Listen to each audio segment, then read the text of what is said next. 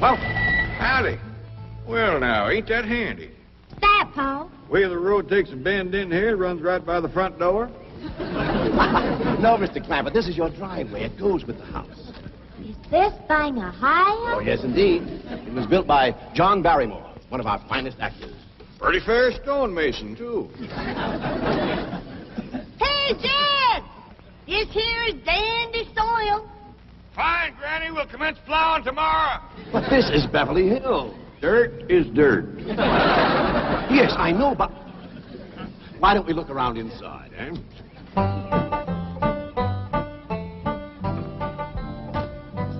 Well, here we are. I hope you're going to like this place I picked out for you. It may be a trifle larger than what you're used to, but I feel a man with $25 million in my bank should live in a manner that... Come in, this is your home.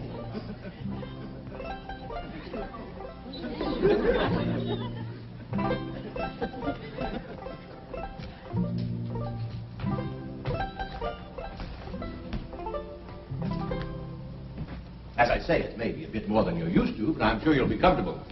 Now, my secretary will be over right away to help you with the hiring of servants or whatever problems you may have. She's a very efficient girl, Miss Hathaway. Jed? Jed? Jed? You and Jethro fetching my stove so I can get some victuals to cook in? You have a beautiful stove. Thank you. Fetch it in, Jed. You scare up some wood, Ellie. No, I mean you have a stove already installed in the kitchen. Where's that? I'll show you. Excuse us. Ellie, you go with Granny. She'll still need you to fetch some wood. Sure, Paul. Uncle Jed, guess what? There's a whole nother house up here. Guess we'll come down from there. Like as not that belongs to somebody else. Darn. This is your kitchen. Oh, and here's the stove. The last word in food preparation. And speaking of food, you'll find everything you could possibly want stored right in here. Eh? Huh? Well, I'll leave you ladies to your culinary delights. Au revoir. Bon appetit. Talks gibberish. You said a great deal of store in this here stove, Granny. Well, we'll see. Ellie, you run out and fetch some wood. I'll get a fire to going in here and we'll see. Jethro, I hope it's all right for you to be missing school. Oh, sure, Uncle Jed. They ain't straight in the 5th grade. You in the 5th grade already? Starting this year. It don't seem like no time at all since I went with your ma to get you started in the 1st grade. You was 6 years old. No bigger than that. We drove clean over to Oxford so you could go to the same school your pa went to. You wouldn't know that town today, Uncle Jed. Oxford? Yes, sir. Well, that town has growed and growed and spread out and built up and just kept getting bigger and bigger. Where today, why, I bet you there must be at least 3 or 4 dozen people living there. A place like that's all right to visit, but I wouldn't want to live there. Do you have any assistance? No, thank you, Mr. Drysdale. We were just talking about Jethro here getting back to school. Oh, well, we have some excellent educational facilities out here, Mr. Clampett. Where do you go to school, Jethro? Oxford. Yeah, you see, Jethro's ma, that's my cousin Pearl. She married an Oxford man, so naturally Jethro, he goes to school there, too. I'm the champion crawdad eater. At Oxford? Jethro put away 3 buckets of crawdads. 4. And he's learned to cipher and everything. Cipher some for Mr. Drysdale. 1 and 1's 2. 2 and 2's 4. 4 and 4's 8. I have to take off my shoes to get any further than that. Never mind. I'm sure we're thinking of 2 different Oxfords. You see, there's one that's very, very famous and very old. That's where Jethro goes to school. Been there since pioneer days. That's how come it got its name. It's where the oxen used to ford the river. So folks took to calling it Oxenford, and later on it got shortened to Oxford. Well, I'll be running. Oh, by the way, here are your keys. My secretary should be over very soon. Well, thank you very much, Mr. Drysdale, for everything you've been doing for us. Oh, it's my pleasure, Mr. Clabbett. You see, I'm not only your banker, I'm your next-door neighbor. Well, say, now ain't that nice? Well, now, why don't you bring your missus over tonight for supper, and I'll have Granny womp up a mess of grits and hog jowl. Well, you see, right now my wife is in Boston. Well, that's too bad. When'll she be back? Not too soon, fortunately. I'll see you later. Well, thank you, Mr. Drysdale. So long. Uncle Jed, you reckon one of these days I can have me a little bitty old taste of Granny's moonshine? Now, Jethro, you know the family rule about Granny's moonshine? You get your first taste on your wedding day and not before. Well, Uncle Jed, that might be an awful long time. I ain't even got me no sweetheart. How come? Why, back home, every time I get me a girl, one of them there big fellas would take her right away from me. Maybe out here in Beverly Hills. Paul, could I please have the axe? I gotta split some wood for Granny. Fetch it, Jethro. Ain't this place got a wood pile? Not that I can find. But I found a whole row of black old dead tree trunks, pretty near as high as this height. Is it kind of big for you to tackle? Well, shucks, no, Paul. They're only this big around, and all trimmed and topped and strung together with the black rope, so as no matter which one you cut, the others keep it from falling. Somebody had a right smart idea there. Just the same, I think I'd rather have Jethro do the cutting. Oh, Paul, let me. Ah, cutting trees and chopping logs ain't no work for a girl. I'm just as strong as Jethro. You ain't neither. I am so. You ain't neither. I am so, too. You want to wrestle? Darn too. Now, here. That ain't no fair fight. Somebody's gonna get hurt. Now, yeah, you see, you're getting too rough.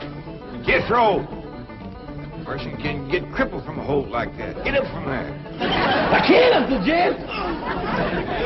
You turn him loose and get up from there before I take the strap to the boot. Now, here, you get out there and chop down one of them tree trunks and saw Granny some nice logs. Yes, sir, Uncle Jed. Could have whooped you if you hadn't tripped me. Okay? Come back here and sit down. I want to talk to you. Whooped him fair and square, and I'll do it again. You won't. That's what I want to talk to you about. Ellie Mae, you're getting too big to wrestle with boys. I ain't as big as Jethro. Big that way, I mean, growed up. You're a young lady now. You gotta start minding your manners and fixing your stuff up real nice and wearing dresses. Paul, folks would call me a sis. It ain't sissy for girls to act like girls. You see, Ellie, I raised you like a boy, and I was wrong to do it. I reckon every man liked to have a son, and you was my only young'un. And when your ma passed away, I just decided to turn you into a boy. By the time Granny come to help out, you was too wild to tame. By thunder, you could outrun, out-climb, out-fight, and out-shoot every boy in them hills. Still can, Paul. Yeah, but it ain't fitting. It ain't right for folks to go against nature. Now look at old Duke. Reckon we could turn him into a cat? Of course not. That's right. Because nature made him into a dog. It's the same way nature made you into a girl. Here lately, she's getting more and more positive about it. You mean my ears is grown? No, nothing like that. You're pretty. Oh, Paul. I know you don't like it when I say that, but you like it when the young fellas around here come in saying it, and they will. Only they'll probably be using words, fancy words I won't even understand. But Ellie Mae, ain't nobody can ever tell you how pretty you really are except me. You're the living picture of your mom.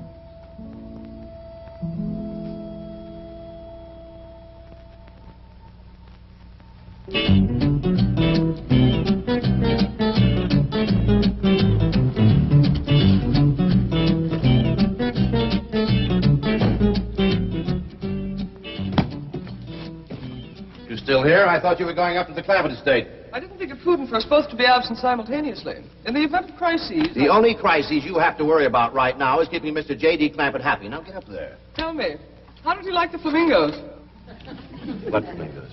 I thought pink flamingos around the swimming pool would add a rather elegant touch. Mr. Clampett is not a man educated to elegance. That will take time. Right now, there are more pressing problems.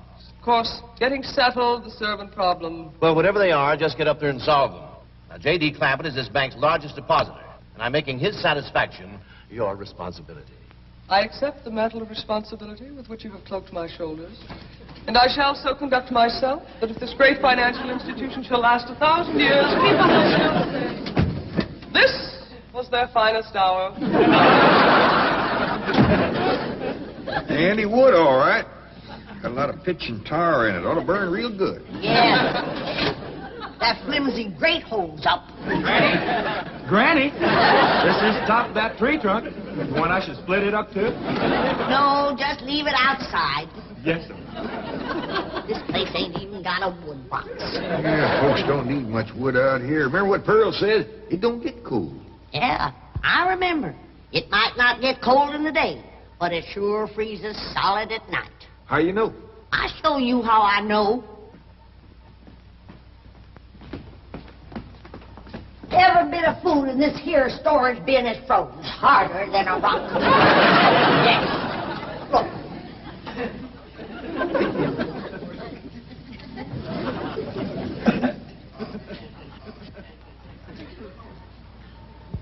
Mighty thin-skinned hog.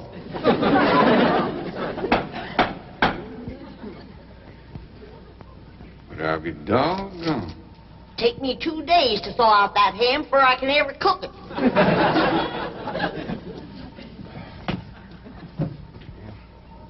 People ought to know better than store food up against the north wall. Why, we'll dig us a root cellar and we put all this stuff in it. Jethro, go on out there and catch us a chicken. Okay, Uncle Jay. How you know we got chicken? Place this size is bound to have chickens. Ain't all frozen.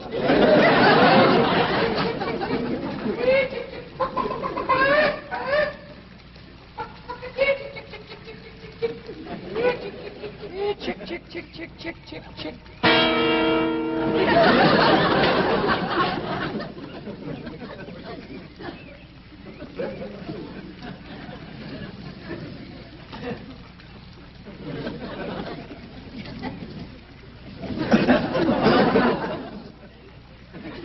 Are you a chicken?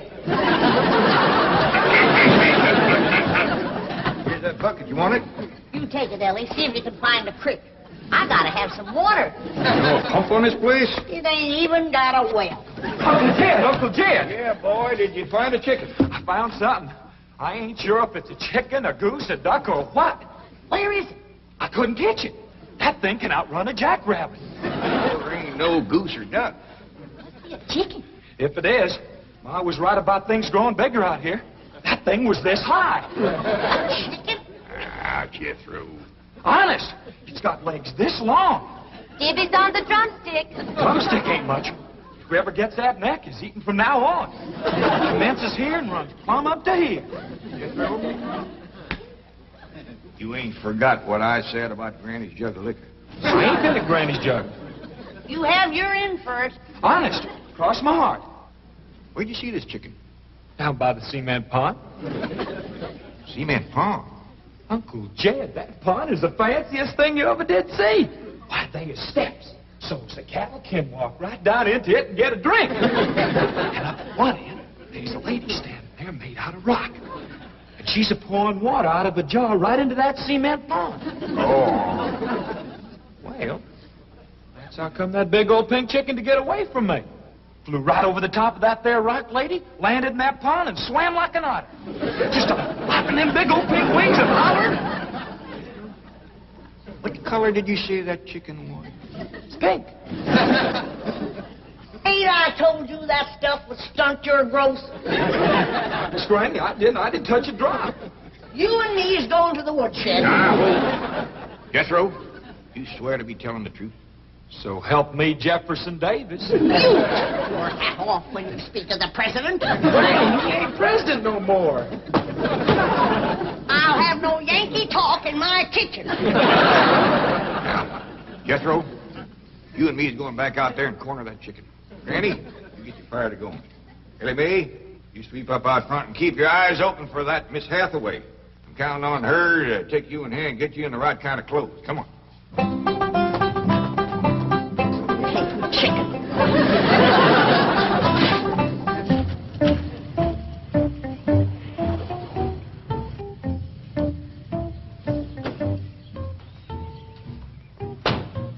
You there, young man? I ain't a young man, but I sure do thank you for thinking so. Good heavens, you're a girl. Yeah. I'm Jane Hathaway, executive secretary to Mr. Drysdale. And you, I take it, are a domestic of some sort? Cleaning girl, housemaid? Just what are your duties with Mr. Clampett? Well, he sent me out here to sweep up. But he said you'd take me in hand and get me in the right kind of clothes and everything. Indeed, I shall. We have a complete servant's wardrobe from chef to chauffeur. Come with me. What in the name of Thomas Chippendale is this? Has Mr. Clampett seen this disgraceful and unsightly mound of debris? Oh, yes, ma'am. This is all his. Oh, what charming antiques. Just like you said, Jethro. Rock lady pouring water into a cement pond. Yes, sir. And over there's where I seen that great big pink chicken. Only thing is, it don't sound like a chicken. It makes a kind of hollering noise.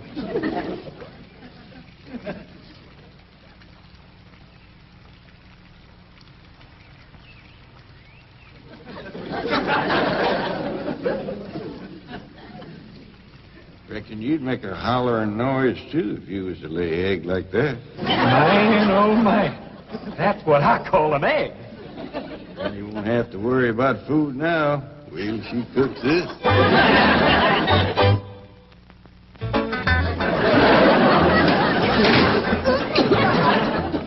That flame city stove don't draw worth nothing. Granny, look at this egg. What's all the smoke? Stove don't work.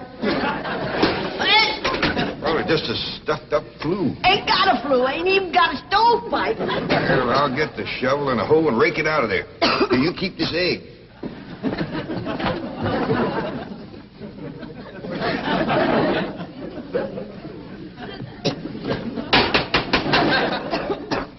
Just like everything else out here. Froze solid.